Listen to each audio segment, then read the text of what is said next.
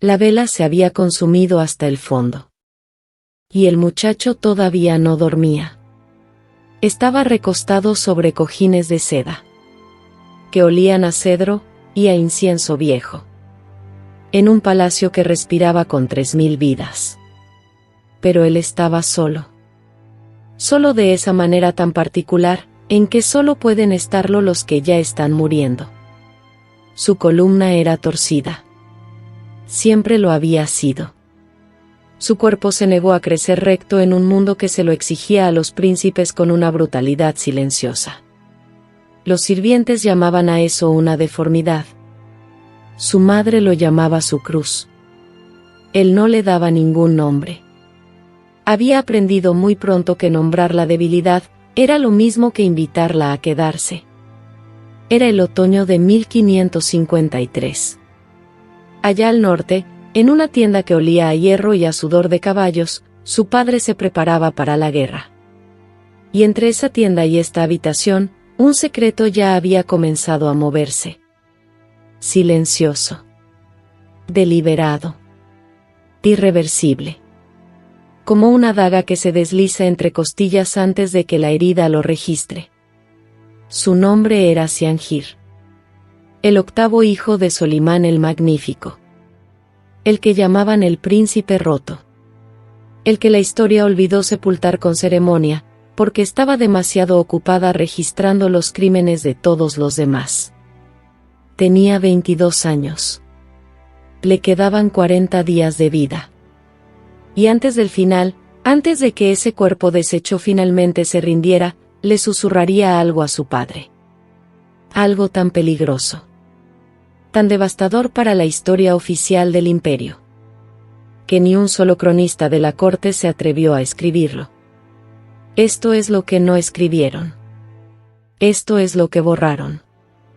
Y esto es porque, incluso hoy, sigue importando. Al final de este video, vas a entender algo que 500 años de historia otomana oficial eligieron ocultar deliberadamente. Que la ejecución de Sesa de Mustafa no fue simplemente la conspiración de una madre o la traición de un visir. Era un sistema. Una máquina. Perfectamente construida. Y Cianjir, el muchacho al que nadie miraba, fue la única persona en todo el imperio que vio cada una de sus piezas con absoluta claridad. Lo que le dijo a Solimán, y lo que Solimán hizo con esas palabras. Lo cambia todo. Y, el testigo. En el palacio de Topkapi existía una ley invisible, más antigua que cualquier código escrito. El poder solo fluye hacia quienes pueden sostenerlo. Y todos los que miraban a Cianjir veían un cuerpo que parecía anunciar, desde el nacimiento mismo, que no podía. Nació en 1531. Hijo de Hurrem Sultana y Solimán. Su espalda comenzó a curvarse desde pequeño. Sus pulmones eran más débiles que los de sus hermanos. Creció en las cámaras interiores durante más tiempo del que ningún varón debería. Porque nadie se apresuraba a asignarle una provincia, un tutor militar, una escolta de genízaros. Esas cosas eran para Mehmed, que era encantador. Para Selim, que era lo suficientemente brutal como para ser respetado. Para Bayezid, que era lo suficientemente temerario como para ser temido. Cianjir obtuvo libros. Obtuvo a los poetas. Obtuvo tardes interminables con los viejos manuscritos filosóficos de Ibrahim Pachá. El hombre cuyo nombre el palacio había intentado borrar. El hombre al que su padre había estrangulado en la mesa del comedor. Piensa un momento lo que eso significa. Un príncipe jorobado de 12 años, sentado solo, leyendo la correspondencia privada de un hombre asesinado por su propio padre. ¿Qué aprende un niño así? Aprende que la brillantez no es protección. Aprende que ser amado por el sultán no es lo mismo que estar a salvo. Y aprende que estar cerca del poder significa estar cerca de sus secretos. De su basura. De su vergüenza. En palabras simples, cuanto más cerca estás del trono, más ves lo que el trono esconde. Era más cercano a Mustafa de lo que nadie quería admitir. Sesade Mustafa era su medio hermano. Hijo de otra madre, Maidebran, la mujer a quien el palacio había pasado 2 décadas destruyendo lentamente. Mustafa era todo lo que Cianjir no era: alto, imponente, adorado por los jenízaros, amado en las provincias. Cuando Mustafa entraba a una habitación, los soldados se erguían. Cuando Cianjir entraba a una habitación, la gente desviaba la mirada. Y Cianjir había aprendido a agradecer esa mirada esquiva. Porque significaba que podía observar. Lo observaba todo. Observaba cómo se multiplicaban las cartas de su madre. Cómo el aire en las cámaras de ella cambiaba cuando llegaban ciertos mensajeros. Una tensión que se afilaba, como la atención de un halcón cuando la presa se mueve. Tenía 12 años cuando lo notó. 15 cuando lo entendió. 17 cuando comenzó a darle miedo. Observaba a Rustem Pachá. El hombre que había comprado su camino desde Tracia hasta el cargo más alto del imperio. Que se movía con la calma cautelosa de alguien que ya conoce el final de una historia, que todos los demás creen que está a la mitad. Y observaba a Mustafa. Observaba cómo reaccionaban las multitudes cuando su hermano visitaba la capital. Ese sonido. Ese rugido de amor colectivo que la ciudad producía. Cianjir, sentado en una ventana del piso superior, lo escuchaba. Cálido y terrible al mismo tiempo. Cálido porque el amor es cálido. Terrible porque ya entendía cuánto iba a costar ese amor. Había un manuscrito. Recuérdalo. No era un diario.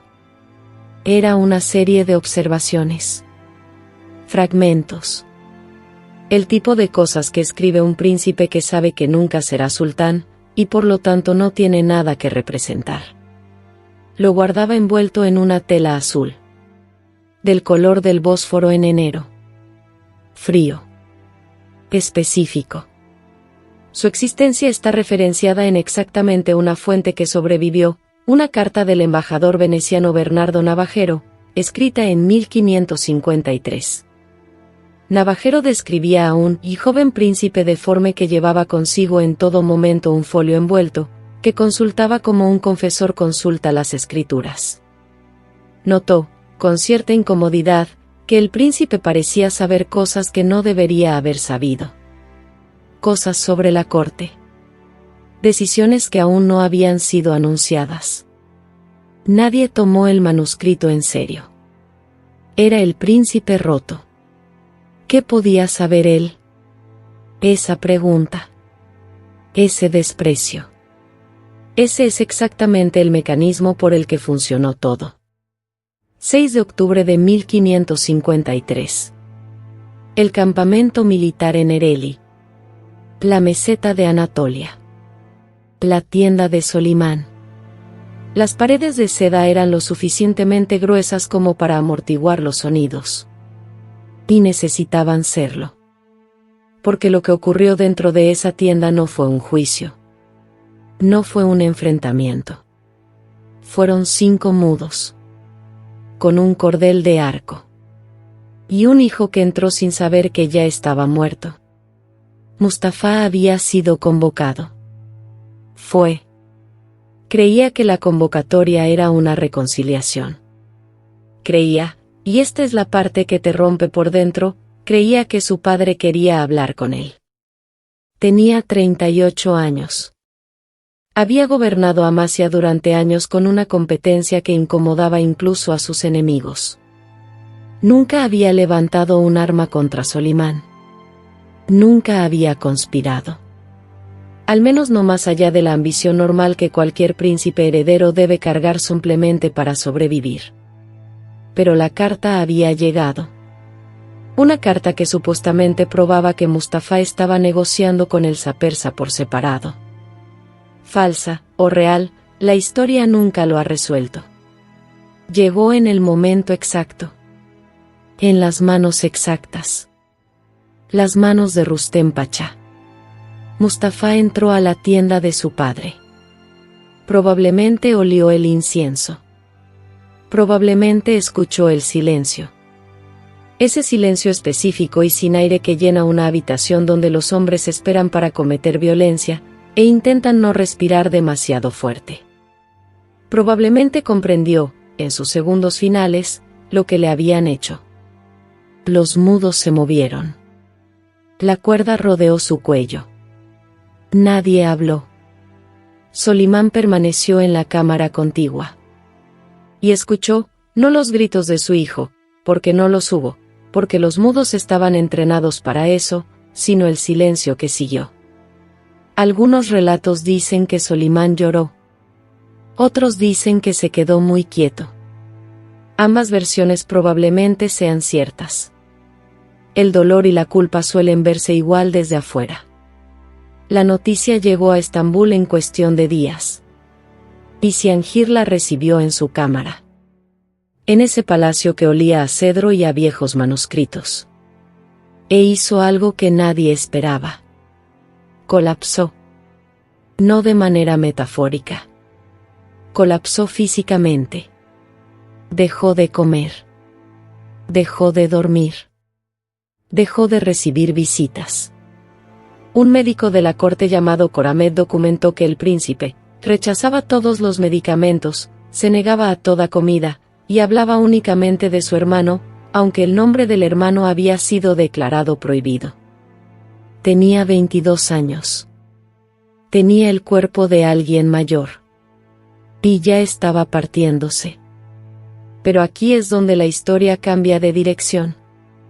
Aquí es donde se convierte en algo más que la tragedia de un hermano que llora. Porque Cihanjir no simplemente se consumió de dolor. En las semanas entre la muerte de Mustafa y la suya propia, comenzó a hablar. En voz baja. Con personas específicas. De maneras que el registro oficial se cuidó muy bien de no conservar. El poeta de la corte Talkal Yahya escribió una larga elegía para Mustafa. Una acusación devastadora y apenas velada. Describía la ejecución como un asesinato disfrazado de soberanía. El poema fue uno de los textos políticos más peligrosamente explícitos producidos durante el reinado de Solimán. Y casi con certeza le costó a Yahya su carrera. Posiblemente su libertad. ¿Qué lo empujó a escribirlo? Estaba en contacto con el palacio. Era alguien con quien Cihanjir había hablado directamente en las últimas semanas de octubre de 1553. Cihanjir le dijo algo a Yahya. Yahya escribió un poema que casi lo destruyó. Eso no es una coincidencia. Y había alguien más. Un administrador eunuco llamado Hassan. No una figura famosa. Solo un funcionario de rango medio que gestionaba las cuentas domésticas de Cihanjir. Después de la muerte del príncipe, Hassan fue reasignado. De repente. Sin explicación. A un puesto menor en Egipto. En 1553, una reasignación repentina a Egipto no era un ascenso. Era un exilio vestido con lenguaje burocrático. Hassan sabía algo. Hassan fue removido. Y luego estaba Solimán. Solimán, que acababa de concluir una operación militar. Que tenía toda la maquinaria del imperio exigiendo su atención. Hizo algo inusual. Se detuvo junto a la cama de Cihanjir. Personalmente. Días enteros con un hijo moribundo jorobado que no era su heredero. Que no podía gobernar una provincia. Que no representaba nada estratégico. Se sentó con él. Habló con él. Y algo en esas conversaciones no registradas, no presenciadas, deliberadamente no preservadas, cambió algo en el rostro de Solimán. Algo, según un despacho veneciano de diciembre de 1553, que nunca más se vio en él. Lo que Cihanjir susurró, lo susurró al hombre más poderoso del mundo conocido. Y aterrizó. Esto es lo que las crónicas no escribieron. Esto es lo que no podían escribir. Cianjir había estado observando el plan de su madre durante años. No como participante. No como aliado. Como testigo. El testigo invisible.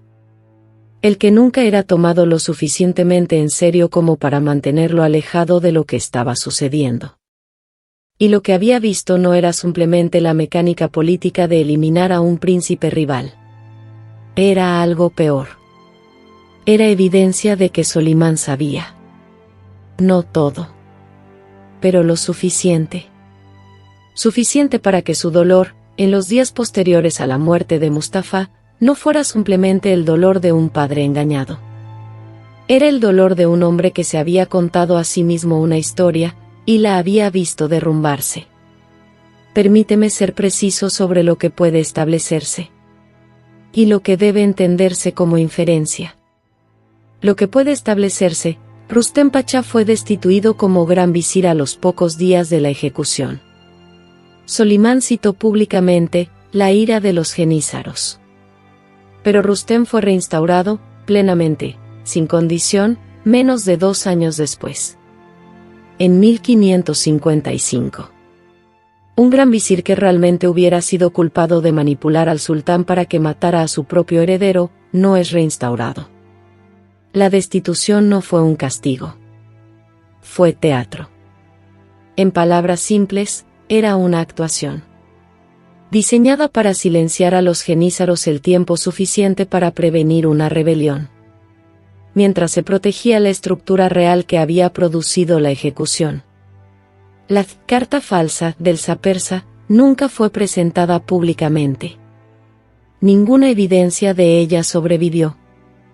Lo que sí sobrevivió, el registro administrativo de la correspondencia de Rustem en los meses anteriores al 6 de octubre de 1553. Una aceleración. Un apretamiento de comunicación entre el Gran Visirato y el campamento militar que, en retrospectiva, parece una cuenta regresiva. Y esto es lo que Cianjir había visto, desde su rincón del palacio, desde su asiento en las sombras donde nadie pensó en cerrar la puerta. Había visto las cartas de su madre. Hurrem Sultana había estado correspondiendo con Rustem durante meses antes de la ejecución. No de la manera en que una madre discute la política con un ministro poderoso. De la manera en que los arquitectos hablan de paredes de carga. ¿Qué colapsa si quitamos esto? ¿Qué construimos en su lugar? Cianjir lo había visto. Lo había entendido. Lo había escrito, en fragmentos, en el manuscrito de tela azul que olía al frío del Bósforo y al miedo viejo. Y en esas semanas finales, mientras su cuerpo se disolvía alrededor de su conciencia, tomó una decisión. Le dijo a Solimán. No todo. No el documento completo. Pero la arquitectura de ello. La forma de ello. La manera en que la muerte de Mustafa no era un trágico error de cálculo. Era un mecanismo que operaba con el conocimiento parcial innegable del sultán. Y ese conocimiento era lo que la había hecho posible. Porque ninguna conspiración tiene éxito contra un emperador, a menos que el emperador, en algún nivel, haya decidido dejarla operar. Le dijo a su padre, tú sabías. No todo. Pero lo suficiente. Y elegiste. Entiende lo que le cuesta a un joven de 22 años decir eso. Su madre construyó esto. Las manos de su madre estaban en ello.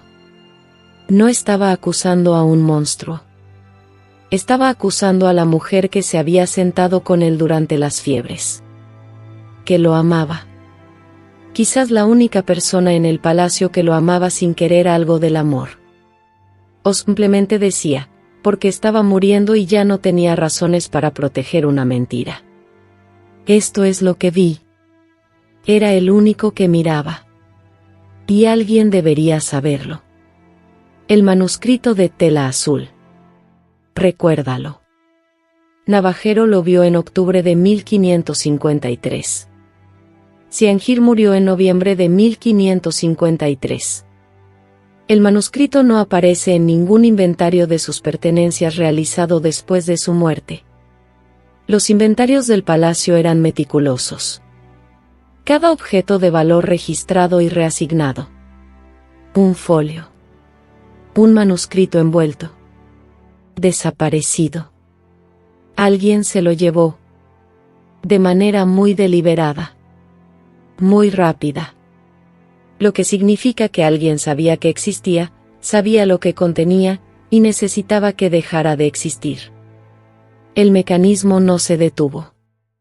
Absorbió la pérdida de Cianjir y de Mustafa, y continuó.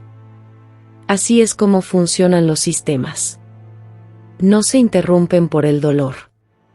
No se interrumpen por confesiones junto a la cama, ni por manuscritos de tela azul, ni por mezquitas construidas por padres culpables sobre el Bósforo. Continúan porque no están impulsados por actores individuales. Están impulsados por la estructura. ¿Quién se benefició? Selim. El hermano completo de Cianjir. El hijo de Hurrem. El hombre que se convertiría en Selim el borracho. Un nombre que la historia le dio no porque fuera inusual, sino porque era exactamente lo que el mecanismo había diseñado que fuera un sucesor, controlable. Dependiente. Agradecido. Mustafa no murió en esa tienda. Murió mucho antes. El día en que alguien decidió que era demasiado amado para ser seguro. Bayezid, el otro hermano, se negó a ser controlable. Huyó a Persia en 1561 y fue ejecutado por el Shah persa, con el permiso explícito de Solimán. Comprado con oro otomano. Comprado y matado por su propio padre. La sucesión del imperio se veía exactamente de la manera en que esos arquitectos, trabajando en los meses previos al 6 de octubre de 1553, habían pretendido que se viera. Selim en el trono. La estructura intacta. El secreto preservado. Rustem Pachá fue reinstaurado como gran visir en 1555. Murió en el cargo en 1561, de causas naturales. Nunca fue formalmente acusado. Murió con su título, su riqueza, su matrimonio intactos. Ese no es el destino de un hombre que destruyó al príncipe más amado del imperio en contra de los deseos del sultán. Es el destino de un hombre que hizo exactamente lo que fue posicionado para hacer. Hassan el eunuco murió en Egipto en algún momento de finales de la década de 1550. No se registró ninguna fecha. Ninguna causa. Así es también como funciona el borrado. No el asesinato. No necesariamente. Sacas a una persona del mundo que notaría su ausencia, y entonces su ausencia pasa desapercibida. Limpio. Burocrático. Invisible. Y Solimán gobernó 13 años más. Murió en 1566 frente a los muros de Sigetvar, en su última campaña. Sus comandantes ocultaron su muerte durante 3 semanas. Mantuvieron el cadáver en la tienda. Continuaron emitiendo órdenes en su nombre. Porque un imperio había sido construido sobre la representación de un sultán que nunca se detenía. Y si se detenía, todo lo que había sido hecho en nombre de su continuación tendría que ser contabilizado. La contabilidad era demasiado vasta. Demasiado vieja. Demasiado enterrada. Hube la disculpa en piedra. Solimán, después de esas conversaciones junto a la cama, encargó algo inesperado. Una mezquita. No un monumento para Mustafa, cuya muerte estaba lamentando públicamente. Una mezquita dedicada a Cianjir. El jorobado. El olvidado. El muchacho que no importaba. La hizo construir en una colina en Estambul, con vista al Bósforo, donde el agua es fría y azul en enero. El mismo azul frío de la tela alrededor de un manuscrito que nadie debía saber que existía. La mezquita existe hoy. Sus proporciones son inusuales. más pequeña de lo que el dolor de un sultán debería requerir, más personal de lo que la política exige. Los académicos la describen como íntima, una palabra que raramente usan para la arquitectura imperial otomana. La construyó para el testigo, para el muchacho que lo vio todo, para la voz a la que no podía responder, a la que no podía silenciar, y a la que, cuando finalmente llegó, no pudo dejar de escuchar. Una disculpa en arquitectura. Un dolor demasiado complicado para el lenguaje. Hay un tipo específico de persona que la historia no sabe cómo sostener. No el villano. No el héroe. No el conspirador. No el mártir. El testigo. El que se para al borde de la catástrofe, la ve con claridad, la escribe en una tela azul, y luego la dice de todas formas. Una vez. A la única persona que necesitaba escucharla y no podía permitirse actuar sobre ella. Cianjir no era importante por lo que pudo haber llegado a ser. Era importante por lo que fue. Un joven de 22 años con la columna torcida y la mente de un filósofo, en un palacio que no valoraba ninguna de las dos cosas. Que siguió mirando cuando todos esperaban que desviara la vista. Y que, al final, sin ningún cálculo político ya disponible para él, porque los que están muriendo ya no tienen nada que calcular, eligió la verdad. No porque fuera a cambiar algo. Era demasiado lúcido para creer en eso. Sino porque el silencio también es una elección. Y ya había observado suficientes elecciones silenciosas. La mezquita Cianjir todavía existe. Con vista al Bósforo. Puedes visitarla. Puedes pararte dentro de ella y mirar el agua a través de las ventanas. Fría. Azul. En enero. Y entender que toda esa estructura de piedra fue construida por un hombre intentando responder a las palabras de su hijo muerto con algo que las palabras no podían contener. Cuando el amor y el poder se mezclan, queda algo de verdad. Ese no es el secreto del siglo XVI. Ese secreto vive en cada familia. En cada institución. En cada lugar donde el amor y el poder comparten una cama y le llaman lealtad. Si esta historia se quedó contigo. Si el relato de Cianjir es uno que quieres llevar más lejos. Suscríbete. Porque lo que el imperio intentó ocultar, apenas estamos empezando a sacarlo a la luz. Cada semana entramos a las habitaciones que sellaron. Los registros que quemaron. Las voces que exiliaron a Egipto y dejaron sin fecha de muerte registrada. Porque el imperio no podía permitirse que nadie preguntara cuándo murieron. Ni por qué. Hay más. Siempre hay más. Apenas estamos comenzando.